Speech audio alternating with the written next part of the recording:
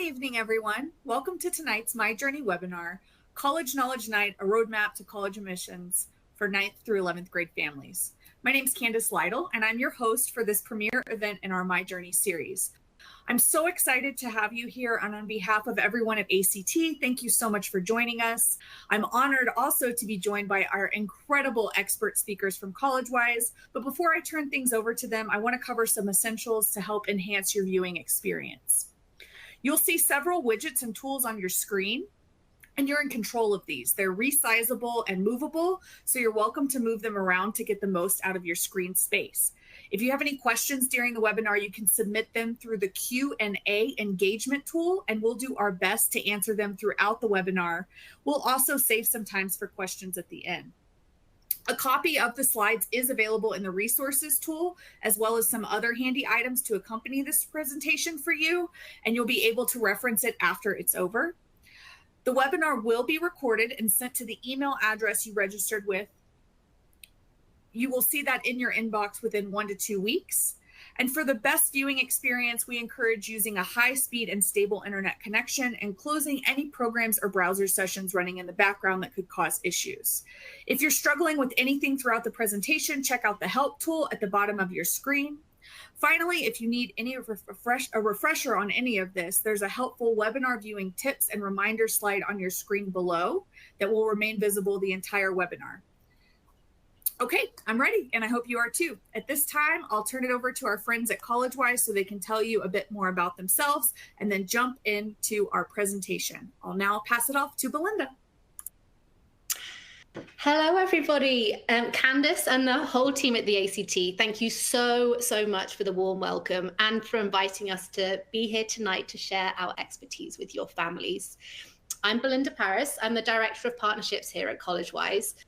And I work really closely with fantastic organizations like the ACT and schools all across the United States to help bring Collegewise's college preparation and admissions expertise to as many families as possible. So part of that is the wonderful My Journey series that we develop alongside the ACT. And tonight is your virtual College Knowledge Night for families of 9th to 11th graders. So during the webinar tonight, we'll be providing an overview of some of the most important factors to consider as your children embark on their journey to college. In a moment, I'm going to hand over to our fantastic speakers to introduce themselves and tell you a little bit more about Collegewise. But first, we want to know a little bit more about you so we can really tailor our presentation to the audience that we have here with us tonight. So I'm going to launch a quick poll. 1 second. Here we go. So the question is, who is joining us today? Are you a parent guardian, a student, a parent or guardian with your student, or a college counselor or educator? Make sure you answer the question and then hit the submit button as well. Looks like we had about 30% of the audience answered the question so far. So I'm going to give it another few seconds before we share the results and move on to the next part of tonight. Okay, wonderful. Well, it looks like we have a fantastic mix of a variety of different grades and also a variety of different people here tonight. So welcome. This webinar is going to be here to help any of you, no matter what grade you're in or what grade your student is in at each stage of your journey to college. So with that, I am going to hand over to Kevin, our wonderful Collegewise founder, to get us kicked off. Thanks, Belinda, and thanks to everyone for joining us. My colleague Hanifa and I are going to keep our introductions mercifully brief so we can get to the good information. But we also figured that you all might want to know who exactly are these people that are giving me all this advice about college. So we're from Collegewise. We're a national college admissions counseling and tutoring company. And we really have one mission, and that is, as you see on the screen here, We want to be the most trusted source of expert advice to help students access the transformative power of higher education.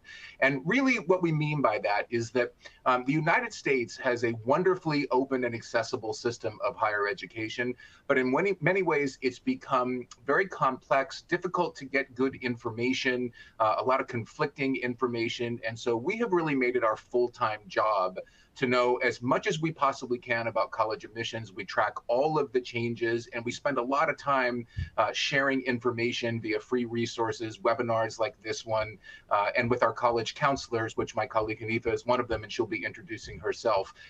When I started this company, I'm the founder of Collegewise. I started it in 1999, and I worked with 9 students that fall.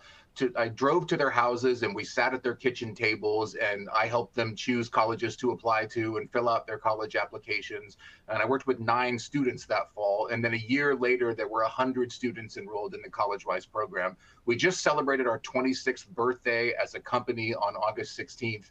So here we are 26 years later. We've helped more than 30,000 students get into college, and we have more than 150 counselors on our staff who families can hire to be, like I was in those early days at the kitchen tables, personalized college admissions coaches. I do want to point out that when we say we want to be the most trusted source of expert advice and information, that's certainly not to say that we are the only people from whom you should take advice. You should absolutely seek out advice from your school counselor. You should listen to information and advice from the colleges themselves, who know exactly what they're looking for and what their requirements are. But we really are proud, and we really enjoy when school counselors and even sometimes college admissions reps themselves join webinars like this, because we're all in this together trying to help students get where they're trying to go. So I mentioned I was the founder of this company. I'm also the chief education officer. So I help with our selection of counselors, I help with training them. I do a lot of webinars like this one. And truthfully, that my favorite part of my job is getting to do things like this. So we're going to give you as much honest, good, accurate information and advice as we possibly can over the next hour. We'll try to take as many questions as we can. And our goal is always not just to send people away feeling more informed, but we also want you to feel more optimistic and more in control of your college planning. So hopefully you will all leave this webinar not only glad that you attended, but also feeling optimistic about your path, or if you're a parent or guardian, about your teenager's path to college. With that, I will hand it over to my capable colleague, Hanifa, to introduce herself, and then we'll get into the advice and the information. Take it away, Hanifa.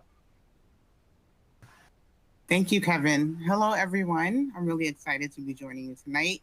I am a college counselor at Collegewise. I've been in higher education I've done the math again recently, and it's almost 20 years now.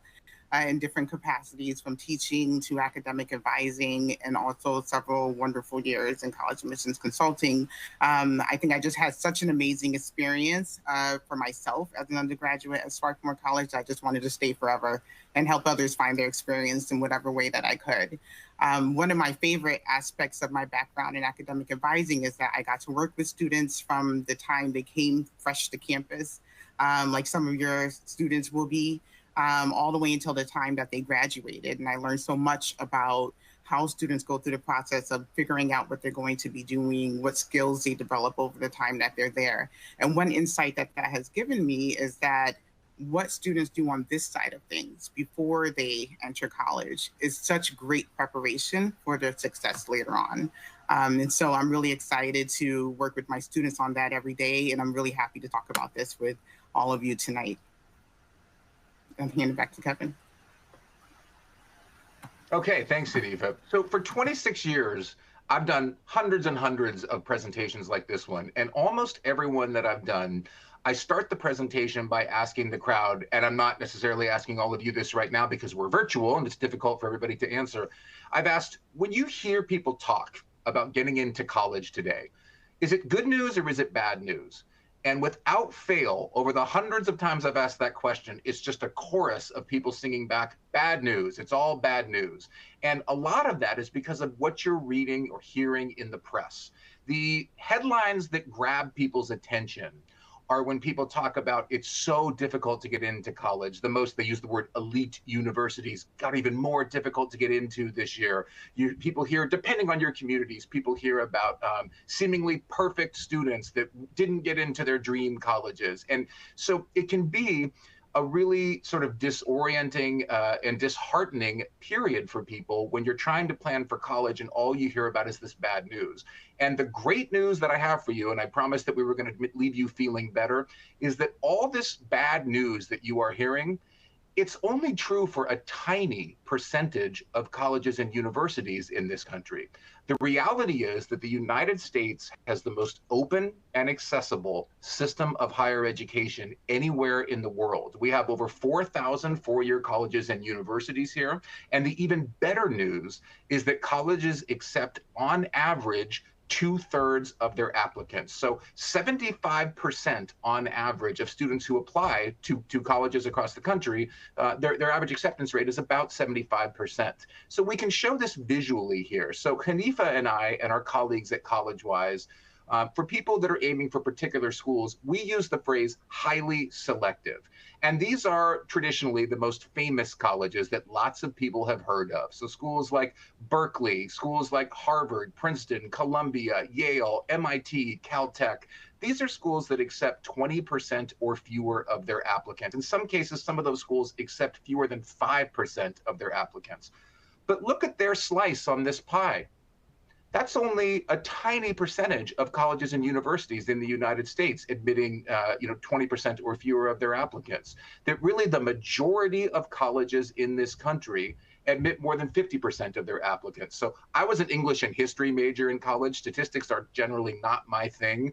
But if you looked at the admissions rates for colleges across all of those 4,000 universities, including the ones that accept just a tiny percentage of those applying, the average acceptance rate is 75%. So the answer to the question, will you get into college and will you be able to go to college, is almost certainly yes. That really the only question remaining is which college will you go to? So my first tip for you is, if you are in a community, if you are in a school where people are hyper-focused on all the bad news, where they talk only about those colleges that are the most prestigious, that get all the press and that take the fewest number of applicants, if you're hearing that all the time, remember, that is not representative of college admissions in the United States. And here is the even better news. We have many counselors at Collegewise. Hanifa is one of them. I am not one of them, who attended one of those universities that turn away almost everybody that applies. And most of those people that I know at Collegewise would tell you they had wonderful experiences in Collegewise, at college. They would do it all over again if they could.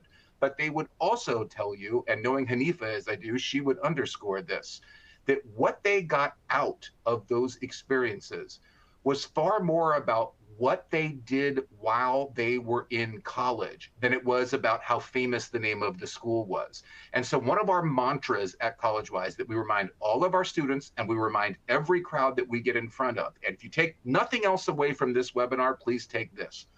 What you do in college will be much, much more important than the relative prestige of the college where you do it. Don't let that bad news bring you down. Don't let that bad news leave you feeling like, well, you're not even going to have a chance to go to college. It's not going to be an option for you. It is an option for most people if you're willing to look beyond the schools that everybody talks about that unfortunately tend to be the most prestigious ones. And because what you get out of college is much more about what you put into it while you're there, it means that we also reject the notion that the schools that are the most difficult to get into are the, I'm going to use those air quotes, are the best schools. The schools that are prestigious have never been proven to produce better outcomes for students than those that are not prestigious. That their students aren't necessarily more successful. They're not happier after college. They're not better looking than everybody else. They just went to famous colleges. And granted, they had to exhibit some pretty compelling personal characteristics and accomplishments to get into those schools. And so those people that are getting into those schools tend to be wired already to set goals for themselves and to avail themselves of resources that are around them. But that is a choice you can make, and it is a choice you can make take at any college or university in the United States. The other piece of good news that doesn't get enough press is what I have in the number 3 highlight here. Now, this is an old statistic. It is still the most recent one that encapsulates all the colleges and universities, but it is representative of what is still happening today. 72% of all the undergraduate students received some type of financial aid in 2019 and 20. There are billions of dollars in financial aid and scholarships available for students to go to college. Now, this is an entirely separate webinar we could do about how to access that. But if you go to any college that interests you and find their admissions section, you'll also, on their website, I mean, you'll also find a financial aid section where they will tell you exactly what you need to do to apply for financial aid. And for every college in the country, that starts out by filling out one standardized form called the FAFSA, the Free Application for Federal Student Aid. If you want to get financial aid or scholarships for college, it starts by filling out that form. You can Google that. It'll give you all the information. It's something you fill out in the fall when you're applying to college. But if you are thinking, and I would understand why you are, if you look at the price of college today, it's going up more and more every year. There are fewer and fewer families that see those prices and say, well, we can just painlessly write a check for 4 years. I guess I'm dating myself there. No one is writing checks anymore, but let's use that as a figurative phrase now, that in fact, college can be very affordable, particularly if you avail yourself of this financial aid. So also, you should not make the assumption that, well, my family, we're not wealthy. We're never going to be able to pay for college. You won't know that for sure unless you apply to college and also apply for financial aid. So please don't take yourself out of the running early. So on that note, my first 2 tips to share with you are, first, don't assume that you aren't eligible. Don't cut yourself short. Don't take yourself out of the running by thinking, I'm not college material. We don't have the money. It's too hard to get in today. That's a result of all the bad news that you're hearing. And now, if you've already researched colleges and you know places that you want to apply, this second step may not be relevant for you. But if you're earlier in your college journey, either a younger high school student or you're a parent of a younger one, or maybe you're going to be a junior this year, but you're just starting to research colleges and you don't know where to start, because while that's great news, we got 4,000 colleges and universities, it's also a reasonable question, well, how do I find the ones that are good for me? A good place to start is to begin by investigating the public universities in your state. Every state in the United States has a public university system. Public university systems are funded by their states. And so the states have to, in part of their charters, in order to do this, these schools have to give admissions preference to people who live within their state, and they almost all have greatly reduced costs to go there for people who live within that state. And even better than that, if you're just starting to learn what colleges are going to be looking for, if you visit a website of a public university in your state and look, and colleges won't hide this information. If you go online and visit, one of these schools and see in their admissions section, what sorts of things do I need to do to be eligible to apply to college here? What's required of me in high school? What tests do I need to take? What does a complete application look like? They will share all of that information. And if you start by looking at a public university, all of those requirements, they won't mirror necessarily exactly the requirements of all the other colleges that aren't a public university in your state, but they're a good proxy for all of those things. So public universities, there are some states that have very large systems, like California, for example, has 2 of them. They've got the University of California, or UC system, but they've also got the California State or Cal State system. But like I said, every state in the country has these. So big ones include California, the State University of New York system, the University of Texas system, the University of Georgia system. There you'll find maybe as many as 9, 10, 12 colleges to pick from. Some smaller states have only 1 or 2, but they all have these public university options, and they can be great places to start your college planning. And maybe as you progress through your college planning, you'll decide, my public university system, and maybe even a particular one in that system, is the best option for me. I'm going to apply to those schools and only those schools. But you might also decide, I'm interested in only 1 or 2 of those, or maybe I'm not interested in those schools. I'm going to look at other options, but you'll have good information to start with.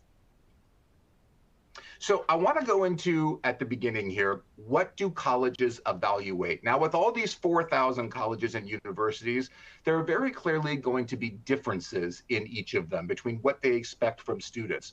But there are huge areas of overlap that every one of these colleges are going to look at. So I'm going to take that section and then hand it to Hanifa to talk about what a smaller segment of those 4,000 colleges will also require in addition to what I'm about to share. So let's start here. What I'm sharing, as a reminder, this applies for all the 4,000 colleges and universities, and if there are distinctions between them, I'll make note of them. So we start with course selection. Now, as a college admissions officer, the most important thing they have to evaluate, even if they're looking at lots of different things about you, first and foremost, they're admitting you to become a student at their school. So they have to answer the question, could you be academically successful if you come here? Because it's not good for them, and it's certainly not good for you if you are admitted to a college and you're not academically capable of succeeding there. So course selection, put succinctly, means what classes did you take while you were in high school? And they'll look at your transcript from your high school that they get from your school counselor's office. They'll look at your transcript to see the classes that you decided to take while you were in high school. Before they even look at the grades, they look at the classes you decided to take. And one of the pieces of advice that's very good is that you want to take a rigorous course schedule. So I want to describe what that means, because that can be different depending on where you want to go to college. But it's also equally important to remember that colleges are committed to evaluating students in the context of what was available to you. So taking rigorous courses, it's sort of like if you're going to run a marathon, well, you need to do some really long runs to get ready for that marathon. If you're trying to get in shape, you decide to go to a gym, you're going to have to lift some heavy weights or lift a lot of weights in order to get in that shape. When you're preparing for college, you want to show them that you've taken a rigorous course schedule. And there are really two ways you can do that. You can do both of them simultaneously. The first is you can do more than what is required to graduate from your high school. So for example, your high school may require that you take 2 years of math, traditionally algebra and geometry. But students, particularly those who like math, can decide, well, I'm not going to stop there. I'm going to keep going, and I'm going to take a year of pre-calculus, or I'm going to take, after pre-calculus, a year of calculus at my high school. That's an example of leaning into rigor at your school. Most high schools require that a student take 2 years of foreign language, but you could decide to take a third year. You could decide to take a fourth year of language. Not every college in the country is going to expect you to do these things, but the more competitive for admission a college is, especially when you talk about those in that tiny slice, the more they're going to expect you to do. Now, when I say you're evaluated in the context of what was available to you, as an example, I said, well, you could take a third year of math of pre-calculus and a fourth year of calculus. What if your high school doesn't offer calculus? Well, a student isn't immediately penalized for not taking a class that your high school never offered. You're not in charge of what your high school offers. So colleges are very good at assessing what is available at this high school, what is the environment of this particular high school, and what did this particular applicant do within that context? So this is another place not to take yourself out of the running. If you say, well, my high school doesn't have all those options for these additional courses, ask yourself, well, what do they have? What are rigorous options that I could take advantage of? So that's the first way, is you can go further within individual subjects. The second way is, and not all high schools offer this, and if your school doesn't, that's okay, but some schools offer more rigorous versions of independent courses. So for example, instead of just an English class in your junior year, maybe they have honors English that you have to qualify to get into. Or there are some courses called advanced placement or AP courses that are offered at some high schools. If your high school offered AP biology, a college admissions officer would look and see, well, did you decide to take AP biology or did you stay with the regular biology? Now, I can't give you standardized advice for these are the exact courses you should take. Every student is different, and not every college is going to expect the exact same courses, but every college will appreciate rigor. So the best advice I can give to you around that is to first make sure that you know what is offered at your high school and ask yourself, well, what are my best subjects? Very few people are good at everything in high school. Unfortunately, especially with all that bad news, high school is the one time when students, and people tend to feel like they have to be good at everything. Most adults that I know aren't good at everything they do. You go into a company, the people who work in marketing don't say, well, we're excellent at accounting as well. But in high school, you have these options. And so if you're trying to decide, well, my high school has various options for rigor, I'm not sure that's good for me to take all of those. I don't know if I could be successful in all those courses. Well, ask yourself, what are my favorite subjects? What subjects do I feel most strongly about? Where do I tend to drift? Where are my natural strengths? What am I considering studying in college, if you know? And make sure that you avail yourself of the most rigorous courses in those particular subjects. At a minimum, if you know, I really like science, and I see these options for me at my high school, start by making sure that whatever the most rigorous options are for you to take science at your high school, regardless of, is that, you take 3 or 4 years,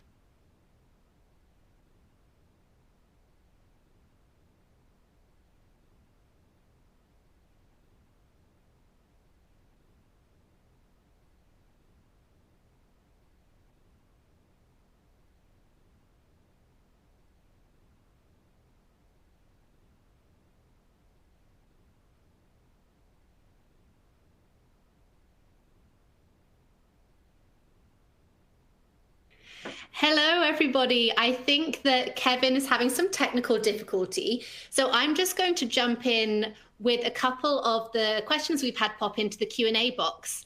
And Hanifa can answer some of those for us. People are saying they've lost the feed. Have they lost the feed for everybody, or have they just lost the feed for Kevin? Okay, Hanifa, let's go for it with a question, and we'll hope that everybody can hear. So somebody is asking, is it better to get a higher GPA, or is it more important that they take those rigorous AP classes? So, this is a question we get a lot. I think one of the things that's important to understand is the way that your academic profile is being assessed in the first place. A lot of times people think that they kind of look at your GPA and then that's it, the decision's made and it's over. And one of the things to know is that when you're submitting your applications, you're submitting a transcript, and the transcript is being read thoroughly, and they're evaluating all kinds of information in there, including what kinds of courses you chose, as Kevin talked about, as well as how you did in those courses. So the choice between a good GPA versus taking an AP course, it depends on a number of things. As you mentioned, there are some students who maybe are better at one thing than another, so they may take AP courses in those areas that they're stronger in, as opposed to an area where it's more of a challenge for them. And that's something that would make sense in light of the rest of their application and what they share about what they're interested in studying. And then, sometimes it's a matter of, if it's something that you really can't do and it really tanks your GPA to, really taps out your ability to do it, then you do what's best for you. And that may affect the kind of colleges that you apply to, the colleges perhaps that have a GPA kind of cutoff or assessment that they use for admitting students. You will want to look into those factors more in terms of thinking about where you want to apply based on what you're able to do and what's the best fit response for your situation. Okay. Thank you. That question has sparked a whole load of others. So I'm going to go with one more question for now. And then, Hanifa, you can carry on with your part of the presentation. Thankfully, Kevin had done most of his initial slides, and we were about to pass to Hanifa anyway. So it's all going to be seamless. Okay, so somebody else is asking, is it important to have a strong GPA, or can it be seen as equally important to have an upward trend with your academic scores? So that's part of that reading the transcript that I'm talking about. They're observing your trend. So let me start with this. Having a strong GPA is great. It is very helpful in your college applications. I don't want to pretend that it's not.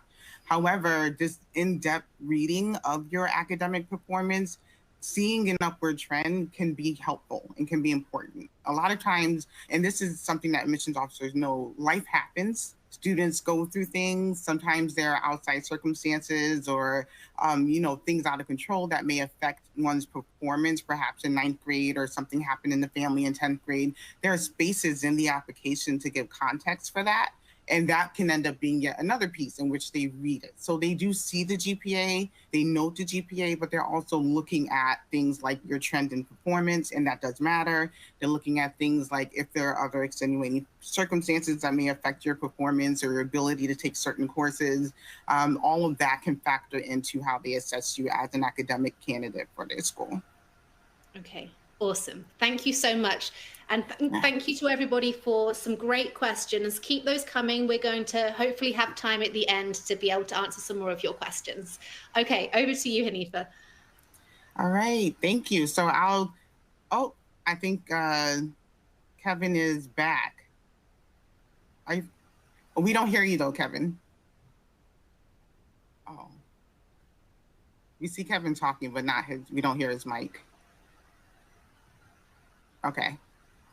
In the meantime, I'll move us forward while we see if we can get Kevin back on the mic. Another factor in the academic assessment of students can be test scores. So when we look at these, what is the role of test scores in the application process, in the admissions process? One of the reasons that colleges use test scores is because when they're reading these applications, they're getting thousands of applications from all over, all from different schools with different course offerings, different backgrounds and settings, which they do consider. But test scores can be a way for colleges to be able to have a standardized metric by which to assess a student's academic abilities and strengths. And so that is one way which test scores can be useful for admissions officers when they're doing their reviews of applications. And so when it comes to which tests to take and, how to, whether or not to take the test, this is something that, many schools will have different policies. This will differ from school to school. This is yet another thing that you should research for the schools that you're interested in. A lot of schools did go test optional after COVID, and some schools are bringing back the standard requirement to submit test scores. Some schools will have test flexible policies where they say, we want to see some kind of testing and we'll give you some options about which of those tests will be. And some schools are test blind entirely. They're not looking at test scores. So this is something that will vary from school to school. One thing that we do recommend for all students is that you have a test score. Right? So when you're preparing for your college application process, go ahead and take those exams, prepare for them in advance. Typically, I recommend to my students to start taking their tests, taking the ACT or other standardized tests as early as December of their junior year. It gives them time to academically prepare, but also to retake the test if they need more time to do that.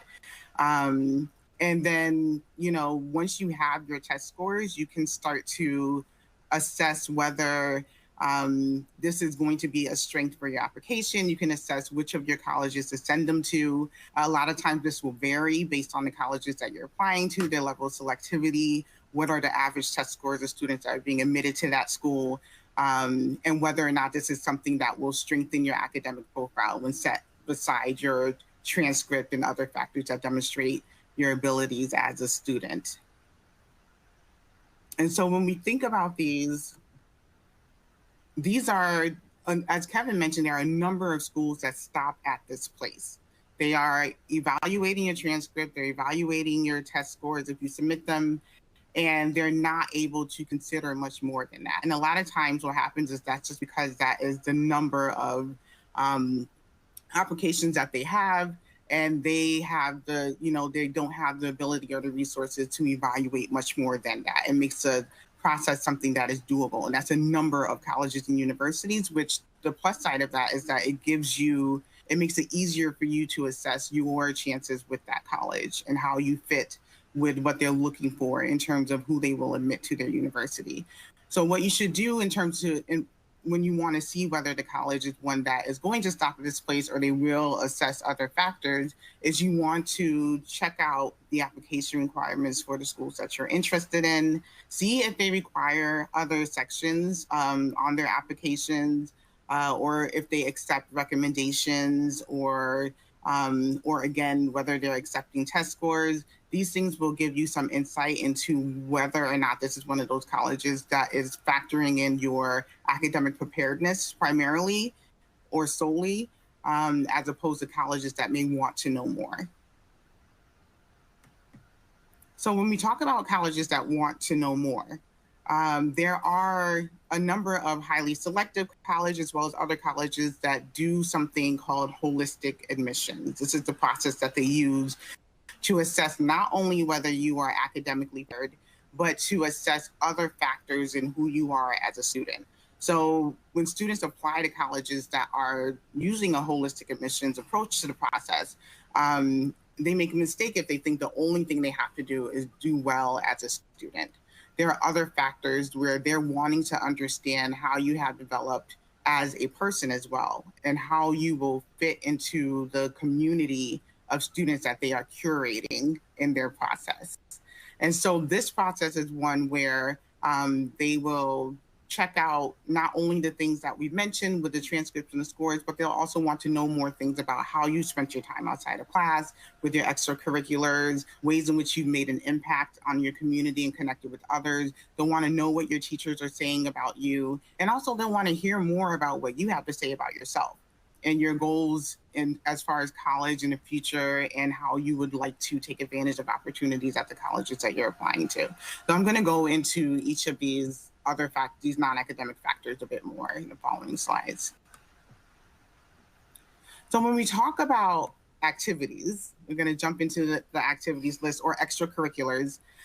Whenever I start this conversation with my students and families, we first have to get over the hump of what they think counts for college applications. And a lot of times when we talk about extracurriculars, people think about the things that are on this screen. So they think about clubs at school, they think about jobs or internships, or they think about sports and things that are like very standard for the high school experience as far as people understand it. And really, for the purposes of college applications, the activities are best understood as any way that you choose to spend time outside of class. So all of these things we just mentioned absolutely matter, absolutely can be great things to include in your general profile, but also it includes things that are less formal, like hobbies that you commit a lot of time to. Sometimes I have students that are just really interested in something and they just independently choose to study and learn more about it a lot. It can include personal projects that you do out of sheer curiosity or wanting to practice or develop a skill. And it can even include, for some people, family responsibilities that you have that take up a lot of your time, and it may even inhibit you from doing other things, but this is another way in which you show up in your family and your community, where you show up for other people. And so the activities section, the best way to really think about this is that this is where they get a sense of, how you further pursue personal growth and connection to others, and the things that matter most to you. So frequently we get asked, what are the activities that are most impressive to pursue in high school? Our best tip is to choose the activity that matters to you and helps you to grow knowledge and skills in areas that you are interested in. And we'll talk a little bit more about why that matters to do. What you're seeing here is a snapshot of part of what they ask you for when you describe your activities on the Common App. The Common App will be where most of your applications will be, if not all of them.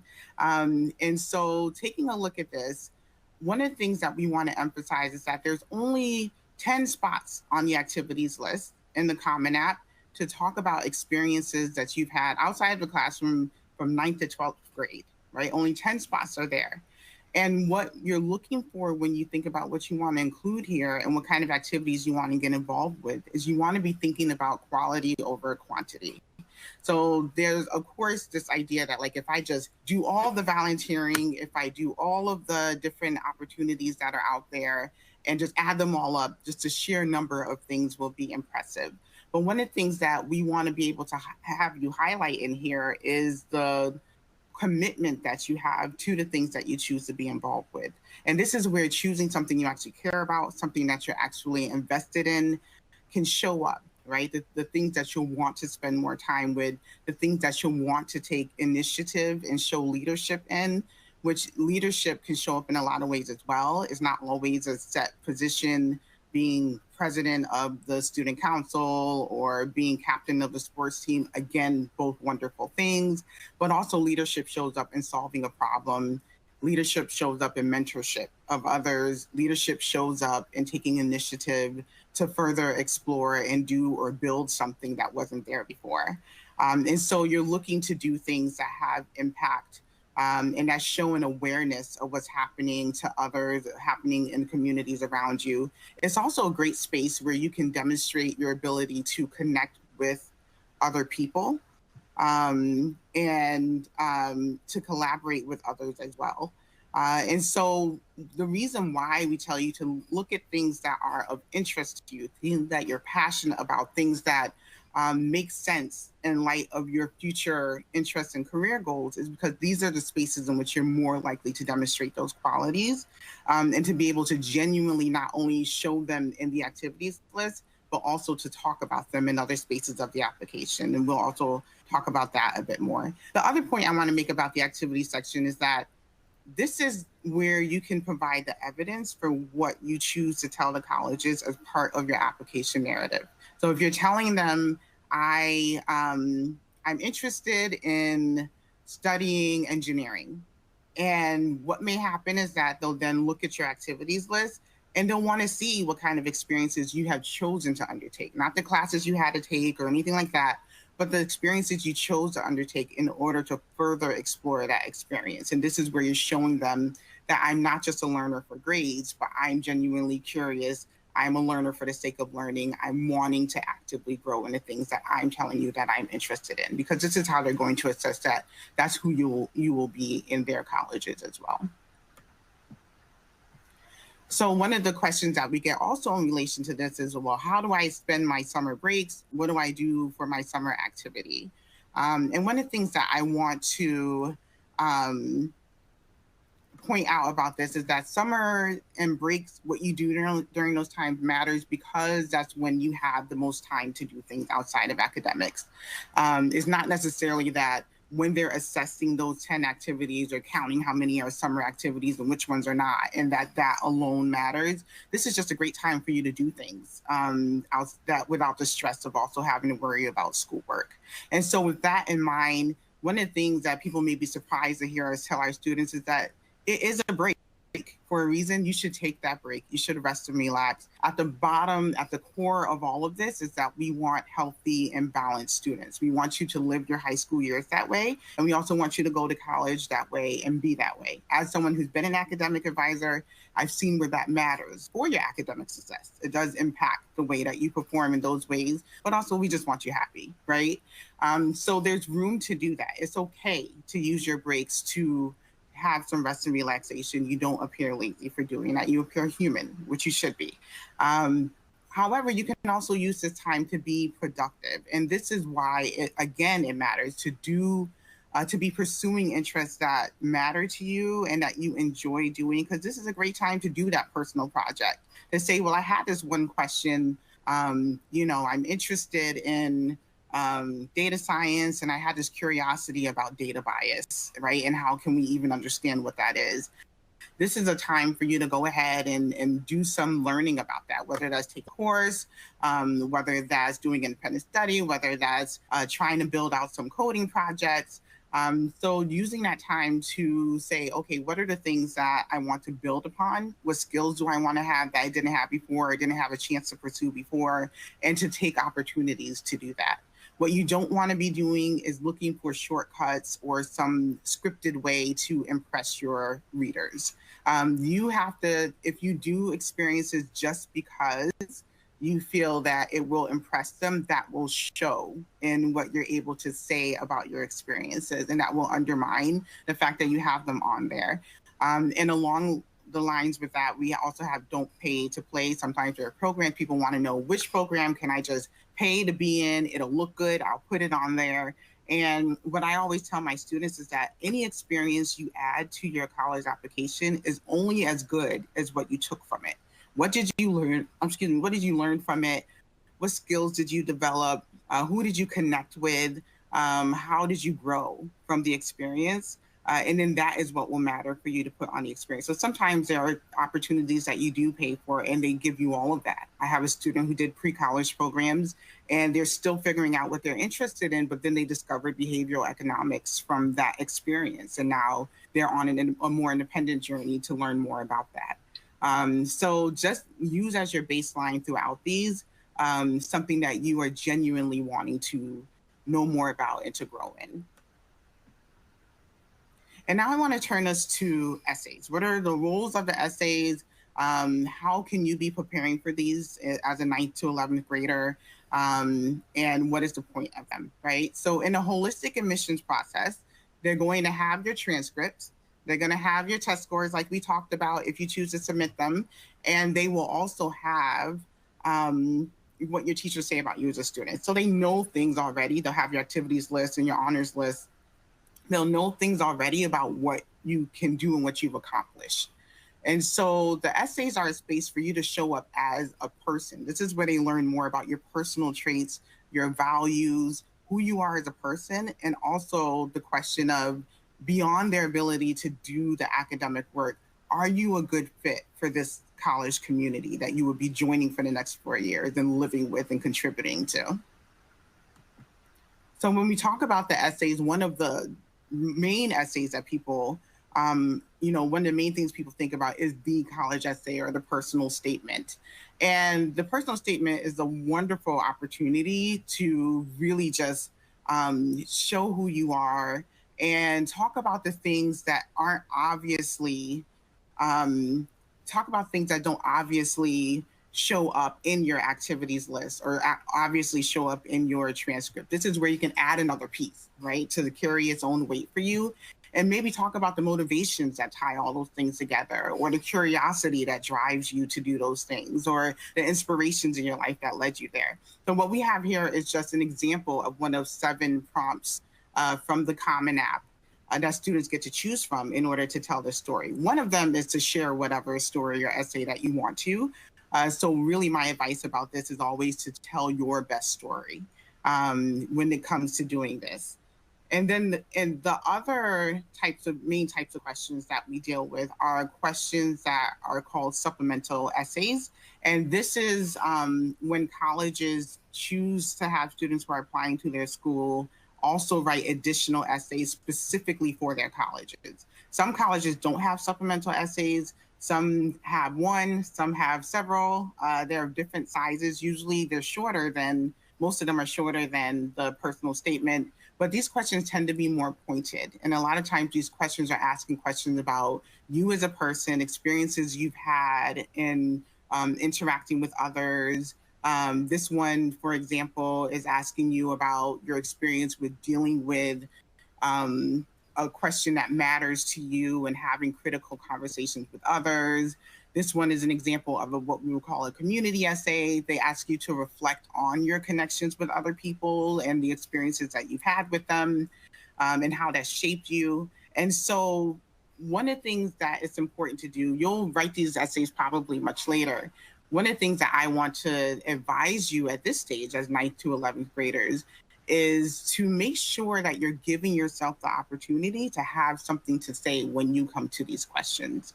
Take advantage of the experiences of connecting with people, take risks, go out there, try something new. And these are the things that will be the content for excellent essays later on, which is all the more reason for these to be experiences that you are genuinely engaged in fully. so that you will really have something compelling to say. This is also a space where I find that if people have largely done things just for them to look good, they struggle to have anything to say that's impactful in these essays. And so what I want to encourage you to do to prepare for these is to not only go out and have the experiences, but to be in the practice of learning how to be mindful about those experiences, to be asking yourself, why am I doing this? What am I learning from this? What came out of this experience? What stood out to me the most? If you're someone who likes to journal, it can be helpful to journal. I have one of my students who has this, like, we're working on their applications now, and they just like, well, I wrote down this thing from when I did that, and I wrote down this experience from when I did this thing. This is the most memorable thing for me. So be in the practice now of being thoughtful and reflective about the people around you, your community, who you are, what matters to you, so that when you come to these questions, you'll have something to say. And so as far as, just to reiterate why these essays matter, they're wanting to know more about you. And also the thing I want to really drive home here is that these are matchmaking essays too. One of the things I want to encourage you to do is come to the college application process with confidence about who you are and what you have to offer, and understand that as much as you want to be a good fit for these colleges, the colleges you choose to apply to and ultimately to attend should be a good fit for you too. And so this is where you should show up as you are, so that they can assess that and make that connection with you if you're a good fit for each other. In addition to that, as Kevin mentioned earlier, we love it for you to always have have feedback from people that you trust, whether that's with an independent college counselor like ourselves, but also, especially with the essays, you can work with a teacher or others. You can also work with your school counselor to help you kind of think through and develop your ideas and make sure that you're presenting your best self with those. Other pieces of the application, I'll go through these a little more quickly. We have the letters of recommendation. These are, some schools require them, some do not. The schools that do require them usually require about 1 or 2 from your teachers, and some require them from the counselors as well.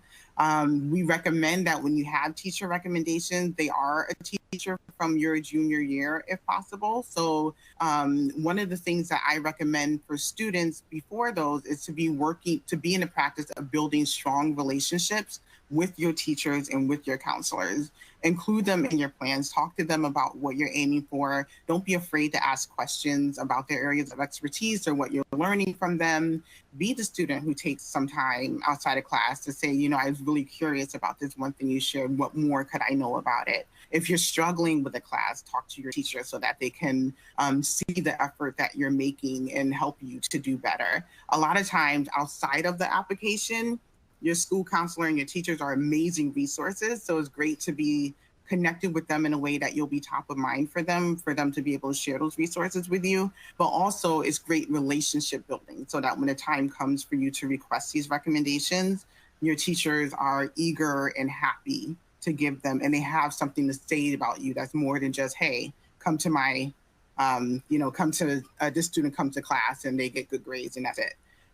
You want them to think you're the best thing since sliced bread. So, you know, really cultivate those relationships. The other thing I'm going to recommend is that you ask early. I usually coach my students to start asking around the end of their junior year. Is way early. Most teachers are not writing then, but it gives them a heads up and you a heads up as well. And it gives them time to, if they want to work on it earlier, if not, they may do it in the fall. But, you know, this gives them plenty of time. You want to be respectful of their time in the asking of it. And the other thing, one person asked about trends in performance. Sometimes I have students who have had a teacher, like they had them in 11th grade and they had them in 9th grade. And these teachers can be great because they can talk about the student's academic story or the way that they have grown as a student and as a person. So I've had some students who chose a teacher where they didn't get the A, they got the B in the class. But the teacher knew them so well through their work and effort, they were able to really share something about the character of the student as a learner. Last thing I'm going to share here from the application pieces is the interviews, which these are typically only offered by private colleges for similar reasons, right? Capacity. And usually these are conducted by local alumni. So you may meet up with them in a coffee shop or maybe remote. Some colleges will count this as part of your review and some will not. So you can go to those websites to learn more about that. One of the things that I say about this, just to make it short, is that this is basically by the time you get to the interviews, because it's usually the last part of the application process, you have already developed a sense of who you are and how you want to present yourself in your application. So this is a space where, especially if it's an alumni that's not seeing your other application materials, you get to verbally share what you've already started to package to the schools in terms of your skills and your abilities and your goals and your strengths. So this is an opportunity to share that with them. The advice that I'll give you in 9th to 11th grade in terms of preparing for this is to take advantage of opportunities to develop and practice these skills. So whether that is through applying for jobs and internships now that come up, or scholarship programs, or whether that's through developing public speaking skills, whether that's through learning how to do an elevator pitch and learning how to do one for yourself. And always I'll say that all of this starts with the reflection that I mentioned before, right? You have to know what your strengths are in order to know how to talk about them in a succinct and compelling way. So taking opportunities early on to figure out those things about yourself, and then also to practice talking about those things as well as writing about those things, is what will really prepare you to really shine when your application season comes. And now I just want to check, do we have, was Kevin able to make it back? I was, as long as you can hear me, Hanifa. Yeah. I can hear you. Hey, Kevin. That was really stressful. I promise I didn't quit on everyone. The system quit on me. I was building to my big crescendo, and then the whole thing just went dark on me. But Hanifa, thank you for stepping in. Boy, did I feel lucky to have such a capable partner in this right now. So should I take it from here, Hanifa? And I promise, as long as the system works, I'll finish it out. Thank you so much. I've just now stopped perspiring after all that, like wrangling to try to get back in here. So to sum this up, and then we're going to take a couple questions before we sign up. The top preparation tips are: make use of your school resources. You probably have a school counselor at your school who knows your school, knows the students, knows places they tend to apply to college. If you want to go to college, you should meet with your school counselor. Schools also, depending on the school, offer things like admissions reps that will come and visit and talk about the school, or they may have events like junior parent night or college application or financial aid night. Whatever's on your campus offered by your school, you should avail yourself of. And we say the same thing to our own Collegewise students that have hired us to advise them. We are never replacements for your school counselor or what your school offers. Those are even more important than what we do. We supplement that work. You should also utilize college admissions resources. We have a lot of free resources that we offer here, but also many colleges write admissions blogs. They write advice about how to write essays. They share this kind of advice openly and freely. You should make use of those and take, that's an example of another trusted source that you can listen to. The National Association for College Admissions Counseling offers nationwide college fairs as well as online versions where you can visit college admissions reps that have set up tables and will answer any questions that you have. You can also visit college campuses. And while I wouldn't necessarily suggest that you spend a lot of resources, time, and money to visit colleges all over the country, especially if you don't know if you've been admitted yet, as a first step, are there any colleges or universities located near your home?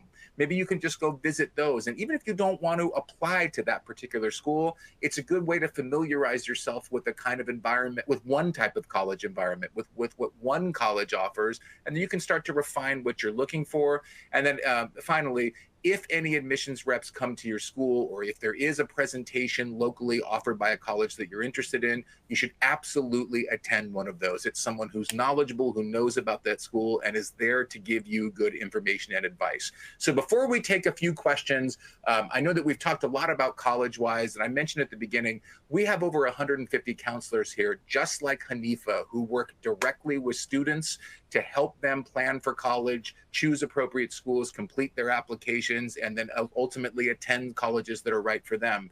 But those same counselors also spend a lot of time doing webinars like this one on dozens of different college admissions topics, ranging from financial aid to good colleges for engineering majors and everything in between. They write blogs, they create free resources, they speak in their communities. So my colleague Belinda is going to share another poll with you in just a second.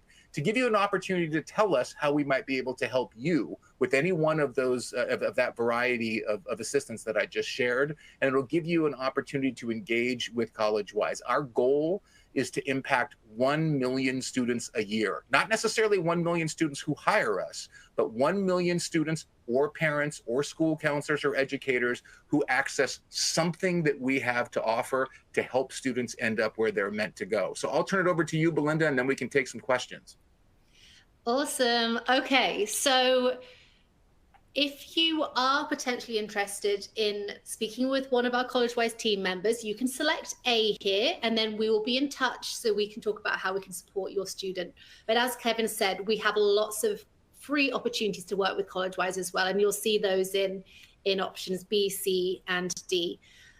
So make sure you submit your answer, press submit as well, and then we will be able to make sure we're providing you with exactly the right information that's going to support your journey going forwards. Okay, we'll just wait a few more moments. In fact, whilst we do that, let me ask you our favorite question that's come in from the audience. So somebody is asking, what are the biggest differences between now and say 2 decades ago when us parents went through this? Well, I'm older than you are, Hanifa, so I may be able to speak to that better than you can. Not because you don't know it, but just because I was helping kids get into college 2 decades ago. Parents, here's the there's two significant changes. One is not a particularly good one. It's things have gotten more complex, that it's gotten more difficult for students to access this kind of information. That, as I mentioned at the beginning, we do have such an open and wide system of higher education in this country, but the rules keep changing, the requirements keep changing, and so students and parents and school counselors seem to need to work harder these days to keep up with all of it. That's one change. And the second one that's related to that is that 2 decades ago, and I think some parents still say this, but they say, 2 decades ago, they would say things to me like, when I was in high school, I think I applied to 3 colleges. I got into all 3 of them. I chose one and I went. We didn't work with private counselors. We didn't go to information sessions. We just sort of did it and we got in. Why isn't it like that anymore? The good news is you can still do it that way. You just can't do it with the same colleges that parents did it when they applied to college. Because that is one thing that has changed, that tiny sliver of colleges that are so difficult to get into, it's bigger than it used to be. And so when parents say things like in California, if they say, I applied to Berkeley, UCLA, and USC, I got into all 3 and I chose one and I went. You can still do that, but they're a lot harder to get into than they used to be. So it's really important for students to work with your school counselor and choose at least some colleges that you're certain will admit you. And make sure you apply to at least some of those. Those are the 2 biggest changes that I've seen. Okay. Next, and perhaps I think our final question for the night is, how are homeschool students assessed since they aren't maybe doing the traditional path that they would at high school? It's a big question. I'll tee that to you, Hanifa. I can certainly answer it, but you're more qualified for this than I am. So with homeschool students, testing becomes more important for their applications because it is a standardized way to assess their academic ability, right? So with homeschooling, you may have different forms of assessment in your grading and, and what academic work that you have done. Some may submit, an academic portfolio as well. The other question will be, what kind of homeschooling are you doing? Some people do homeschooling through a program that will provide a transcript, like an online school or an accredited online school or something along those lines. And so that makes the piece about academic reporting easier. However, as far as other pieces of the application, all of this stuff still stands, right? So you may not be able to join the school club. You may not be able to join the school sports team, but there are sports clubs outside of school. There are communities that need you. all around you, and you still have the ability to take independent learning opportunities to demonstrate your pursuit of these interests. A lot of times the most compelling experiences happen outside of school. So this is a way that often homeschooling students not only can shine, but really do shine. That kind of independence and the ability to, go out and create a learning experience or create impact where they are, they often feel more empowered to do that. So really taking advantage of that and jumping in and doing those things is how they can really shine as well. Another thing is just making sure they're prepared for all these different pieces of the applications that we talked about, the skills to reflect on their experiences, the skills to be able to write about those things, and also to be smart in their choice of colleges. And I'm going to also recommend that when you have your list of colleges, don't be shy to reach out. As Kevin said, use your resources, ask them what you should know as a homeschool applicant. It not only puts you in connection with your admissions officer for the school, but also just making sure you're on top of any college-specific information. Okay, and with that, I want to say thank you so much to our amazing speakers tonight. Thank you so much to the ACT for letting Collegewise be here to share that advice with everybody. And thank you, everybody who showed up tonight. Thanks, everyone.